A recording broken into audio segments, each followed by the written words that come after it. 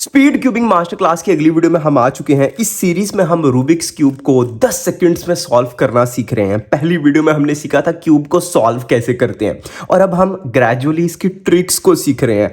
आज की वीडियो में हम बात करने वाले हैं क्रॉस पर। बहुत ज्यादा एडवांस्ड लेवल का क्रॉस आज हम नहीं डिस्कस करेंगे, बट पहली सीढ़ी चढ़ा दूंगा कि आखिर एडवांस क्रॉस में तुम लोगों ने क्रॉस को कैसे बनाना है।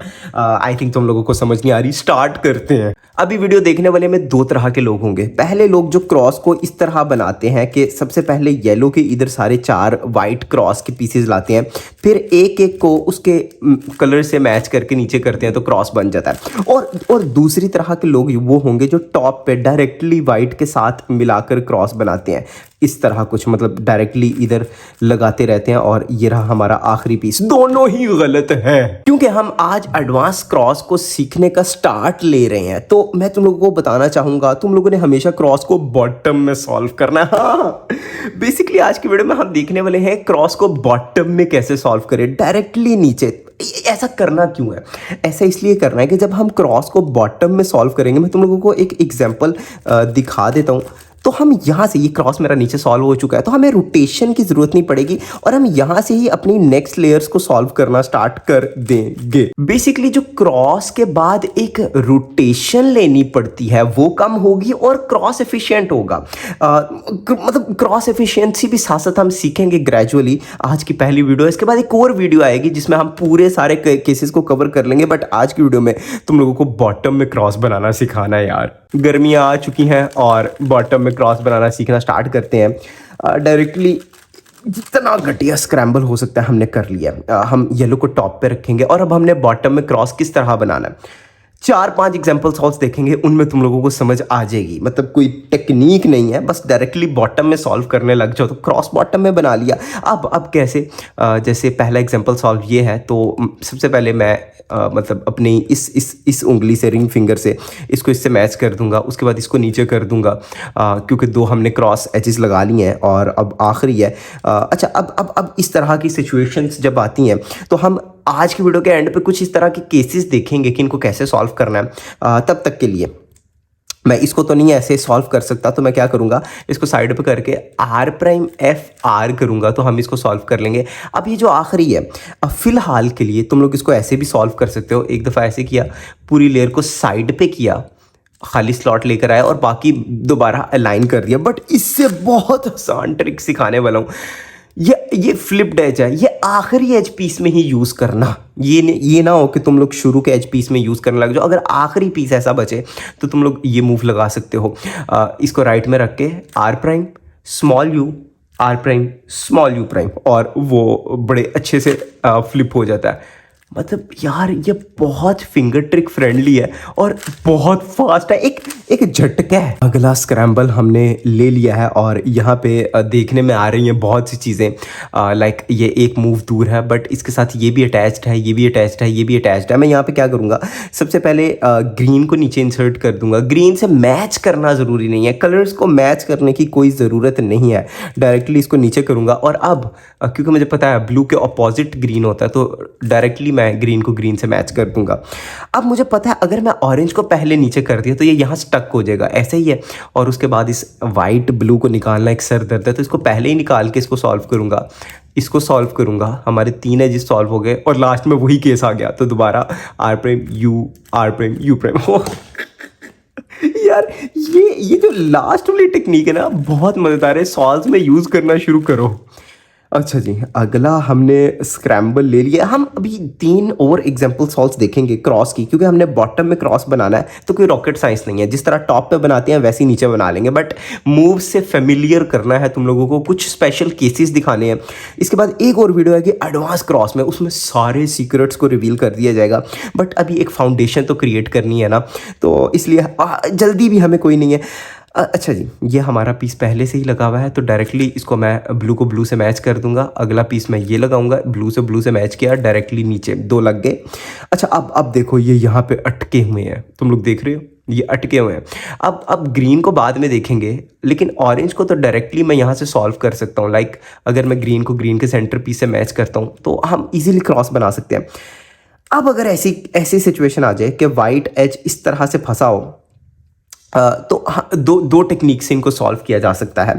पहली टेक्निक के इसको आर से, मतलब अभी तो लेफ्ट लेयर में है, तो लेफ्ट लेयर से बाहर निकाला जाए और उसके बाद इसको सॉल्व किया जाए।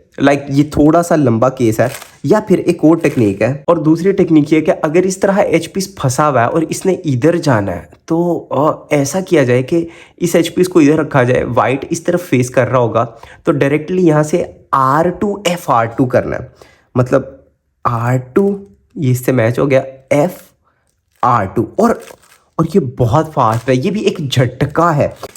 लेकिन ये बहुत सेम लेफ्ट साइड से भी, अभी पिछला केस कुछ इस तरह का था कि यहाँ पर हमारा ब्लू अटका हुआ था, तो हम सेम लेफ्ट साइड से भी कर सकते हैं कि लेफ्ट की लेयर को 2 दफ़ा घुमा के F'L2। तुम लोग समझ रहे हो ना, इस तरह से हम दूर वाले पीसेस को निकाल सकते हैं। हमने अगला स्क्रैम्बल कर लिया और यहाँ पे सब कुछ बहुत बहुत घटिया है। लेकिन हम स्टार्ट करेंगे, पहला ग्रीन हम अटैच करेंगे, तो हमारा तुम लोगों ने देखा इसके साथ ब्लू था, तो ब्लू साथ ही अटैच हो गया। खैर, सबसे पहले ग्रीन को ग्रीन के सेंटर पीस से मैच करेंगे, उसके बाद हम अच्छा ब्लू को मैच करेंगे, तो तुम लोग देखना ऑरेंज इस तरफ आ जाएगा, ऑरेंज वाइट, जबकि हमें ऑरेंज इधर चाहिए। तो अगर हम ब्लू को मैच करने से पहले ही जरा दिमाग में सोचो, एक दफ़ा इस तरफ करते हैं ब्लू को, तो ऑरेंज इससे मैच हो जाएगा। ऑरेंज को सॉल्व करके अब हम अगर ब्लू को सॉल्व करते हैं तो कैसा रहेगा, हमारे 2 पीसेस एक वक्त में सॉल्व हो रहे हैं।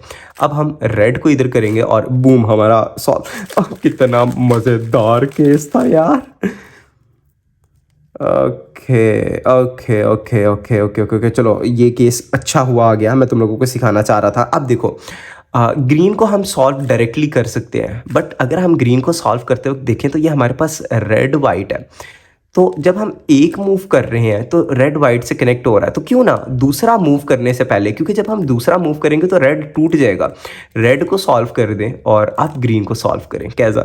और अब हमारे ये 2 पीसीज हैं, तो हमें पता है हम ऑरेंज को ऑरेंज से मैच करके नीचे कर सकते हैं, लेकिन उसके बाद ये एज बहुत घटिया रह जाएगा क्योंकि वाइट इधर है, तो हमें बहुत से मूव्स करके इसको सॉल्व करना पड़ेगा। तो ऑरेंज का एक मूव करके, सिर्फ एक मूव करके, अगर मैं एक दफ़ा ब्लू को इसके साथ अटैच कर दूँ और अब ऑरेंज को नीचे करूं, तो हमारा ब्लू और ऑरेंज, आप लोग कह सकते हो साइमल्टेनियसली सॉल्व हुआ। मतलब पूरी तरह से नहीं, बट तुम लोगों ने नोट किया, अगर हम इसको यहाँ पे ना लाते और इसको सॉल्व करते तो उसके बाद इसको हमें साइड पे करके बहुत से मूव्स करके सॉल्व करना पड़ता। बट तुम लोग देखो, हम डायरेक्टली ऑरेंज को सॉल्व करते वक्त साथ ब्लू अटैच कर सकते हैं और सब कुछ इकट्ठा। अच्छा जी, एक आखिरी एग्जाम्पल सॉल्व देखेंगे, उसके बाद 2-3 स्पेशल केसेस देखेंगे लास्ट एज के, और तुम लोगों की फाउंडेशन क्रिएट हो जाएगी। मतलब कितना इंट्यूटिवली हम सब कुछ कर रहे हैं अभी तक के लिए। हाँ, हम ऑरेंज को डायरेक्टली सॉल्व कर सकते हैं, लेकिन हमेशा कोशिश करो 2-3 पीसीस देखो, ऑरेंज के साथ देखो ब्लू लगा हुआ है। अगर हम इसको डायरेक्टली कर देंगे ऑरेंज तो सॉल्व हो जाएगा, ब्लू बहुत घटिया सिचुएशन में आ जाएगा। तो क्यों ना पहले, क्योंकि ऑरेंज के साथ ही ब्लू है, हम ब्लू को सॉल्व कर दें। समझ रहे हो? तो ऑरेंज वाला तो अच्छा केस है, तुम लोग देख रहे हो, ऐसे हमने कर दिया, तो उसके बाद ब्लू को सॉल्व करने के लिए बहुत झंझट है। तो क्यों ना साथ ही हम ब्लू सॉल्व करें और साथ ही ऑरेंज सॉल्व करते हैं। आई थिंक तुम लोग समझ रहे हो। अब लास्ट के 2 केस बहुत घटिया हैं। 2 सोल्यूशन है, या तो दोनों पे हम वो फ्लिपिंग एल्गोरिथम लगाएं जो हमने सीखा था, बट उससे स्टिल ये अपनी अपनी जगह पे तो नहीं ना आएंगे।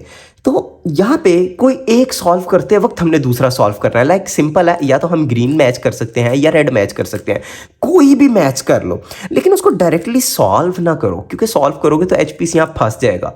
बल्कि इसकी मदद से पहले दूसरे को सॉल्व करो और फिर इसको सॉल्व करो। आई होप तुम, यार पता गया, मेरा दिल कर रहा है एक और एग्जांपल सॉल्व दिखा दूं। मेरा दिल ही नहीं मानता जब तक मैं कोई 10-12 चीज़ें तुम लोगों को सिखा ना दूं। मतलब मैं ऐसा क्यों हूँ। खैर, डायरेक्टली बहुत अच्छा केस है, हम दोनों को ईजीली अटैच कर सकते हैं। उसके बाद हम रेड को सॉल्व करेंगे और हमारा लास्ट का ब्लू एज बचेगा। अब इस ब्लू एज को बहुत सी टेक्निक से सॉल्व करने के, या तो हम इसको पहले बाहर निकालें R से और अब सॉल्व करें, या फिर हम यहाँ पर ब्लू एज वाली स्लॉट लें, मतलब वो वाला एज यहाँ पे आना ना, ब्लू वाइट।